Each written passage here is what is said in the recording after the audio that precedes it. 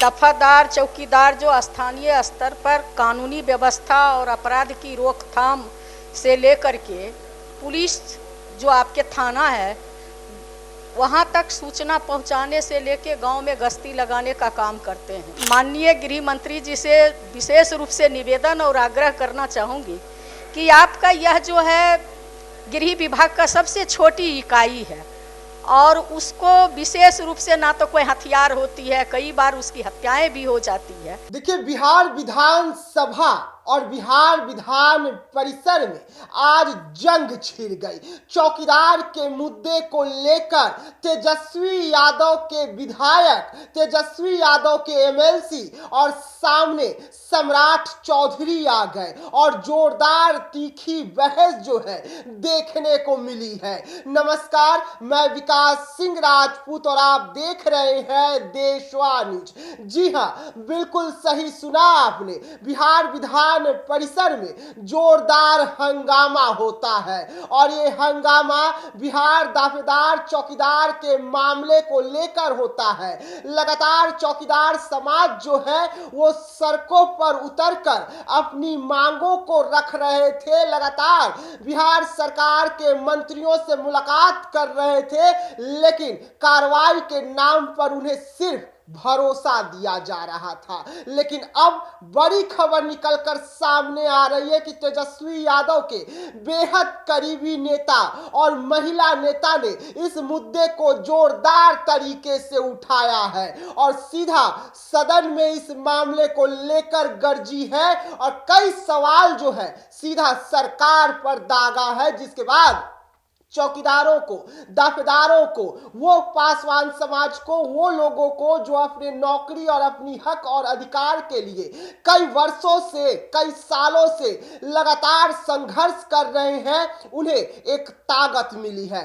तो पहले सीधा हम आपको बिहार विधान परिसर लिए चलते हैं, जहां पर चौकीदारों के मुद्दे को लेकर तीखी बहस हो रही है और तेजस्वी यादव के पार्टी के महिला एमएलसी डॉक्टर उर्मिला ठाकुर जो है इस मुद्दे को लेकर एक बहस जोरदार कर रहे हैं। मैं माननीय आपके माध्यम से माननीय गृह मंत्री जी से आग्रह की थी कि दफादार चौकीदार जो स्थानीय स्तर पर कानूनी व्यवस्था और अपराध की रोकथाम से लेकर के पुलिस जो आपके थाना है वहां तक सूचना पहुंचाने से लेके गांव में गश्ती लगाने का काम करते हैं।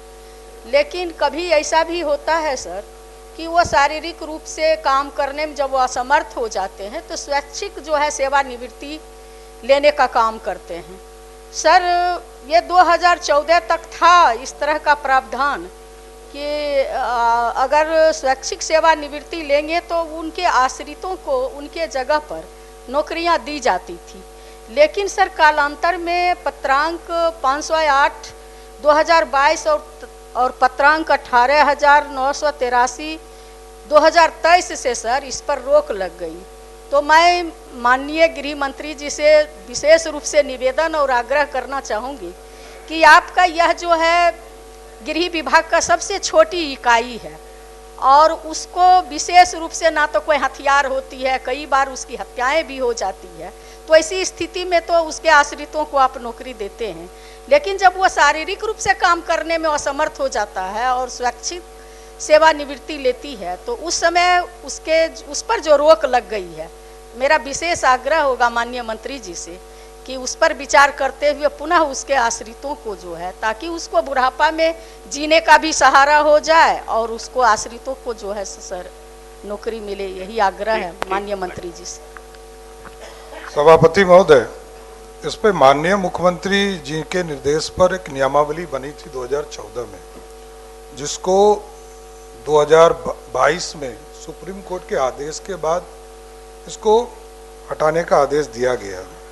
तो ऐसे स्थिति में सुप्रीम कोर्ट के आदेश के बाद जब नियमावली नया हम लोग बनाएंगे तो जरूर इस पर विचार करेंगे। जी हाँ, सुना आपने, उर्मिला ठाकुर है राजद से है। सीधा चौकीदार मुद्दे को उठाती है और कहती है कि जवाब तो आ गया है, लेकिन सम्राट चौधरी से जवाब एक बार और पूछ रही हूं कि चौकीदारों के लिए क्या कुछ होने जा रहा है। सीएम नीतीश कुमार, बिहार के मुखिया ने जो वादा किया था वो वादा अब तक पूरा क्यों नहीं हुआ है। जो लगातार बीजेपी के मंत्री, चिराग पासवान के मंत्री बयान दे रहे थे, जो खेल खेला गया था चुनाव से पहले, वो खेल अब तक क्यों नहीं पूरा हुआ है। यानी कि वोट तो ले लिया गया, लेकिन अधिकार क्यों नहीं दिया गया है, उनकी हकमारी क्यों की जा रही है। ऐसे कई सवाल रहे और चौकीदारों की हक की लड़ाई के लिए उर्मिला ठाकुर जो है एमएलसी तेजस्वी यादव के बेहद करीबी माने जाते हैं,